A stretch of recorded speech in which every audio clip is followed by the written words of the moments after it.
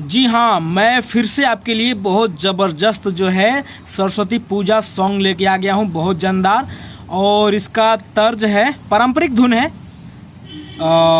ये आप सुने होंगे बहुत बार, मैं इसको सुनाता हूँ। और इससे पहले मैं ये एक देखिए कमेंट आ रहा है बीएसटी म्यूजिक हिट से, इनका जो है कई बार कमेंट आ गया है, तो मैं आपसे माफ़ी चाहता हूं कि मैं आपके लिए जो है भी सॉन्ग तैयार नहीं कर पाया।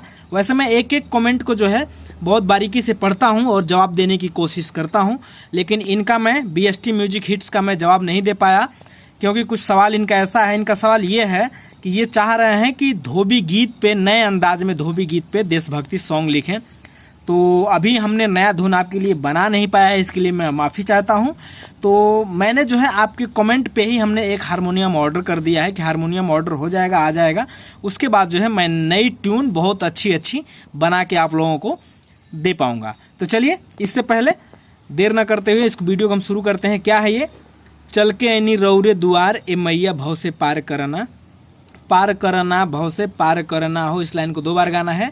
डगमग होला मजेदार ए मैया भव से पार करना। तो ये कैसे है? पारंपरिक धुन है ये।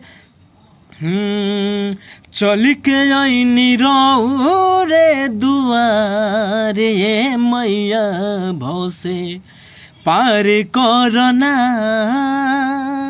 चल के ऐनी रौरे दुआरे मैया भव से पार करना, पार करना भव से पार करना हो, पार करना भव से पार करना हो।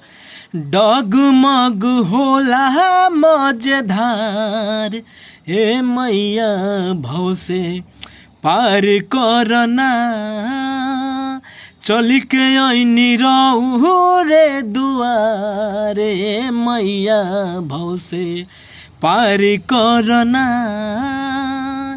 तो ये रहा दोस्तों हमारा मुखड़ा। तो आप देख लीजिएगा, ट्रैक मेरे हिसाब से ऑनलाइन नहीं मिलेगा, इसका नया ट्रैक ही बनवाना पड़ेगा। तो आप बनवा के गाइए, मज़ा आ जाएगा एकदम। तो अंतरा कैसे है?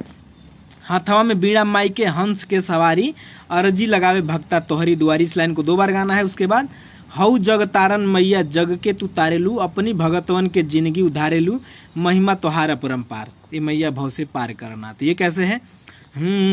हाथवा में बीड़ा माई के हंस के सवारी, अर्जी लगावे भगता तोहरी दुआरी हो, तोहरी दुआरी हो। हाथवा में बीड़ा माई के हंस के सवारी, अर्जी लगावे भगता तोहरी दुआरी हो, तोहरी दुआरी हो। जग तारन मैया जग के तारेलू, अपनी भगतवन के जिंदगी उधारेलू, महिमा बतोहार अपरंपार हे मैया भव से पार करना, चल के ऐनी रौरे दुआरे मैया भव से पार करना। बहुत ही प्यारा सॉन्ग है दोस्तों, मज़ा आ जाएगा एकदम। नया धुन बनवा के गाइएगा, एकदम गजब मज़ा आ जाएगा। तो ये सेकंड और लास्ट अंतरा कैसे है? ज्ञान के ज्योति माई तनिका जरा दो, बानी अनबूझ हमके रहिया देखा दे। इस लाइन को 2 बार गाने के बाद ममता के सागर देवी मैया कहाली, खाली नाही जाला जे भी आवेला सवाली, हमरों के कर दो उधार ये मैया भव से पार करना। तो ये कैसे है? ज्ञान के ज्योत माई तनिका जरा दो, बानिया न बूझ हमके रहिया देखा दो, रहिया देखा दो हो। ज्ञान के ज्योत माई तनिका जरा दो, बानिया न बूझ हमके रहिया देखा दो, रहिया देखा दो। ममता के सागर देवी मैया कहाली, खाली नाही जाला जे भी आवेला सवाली, हमरो के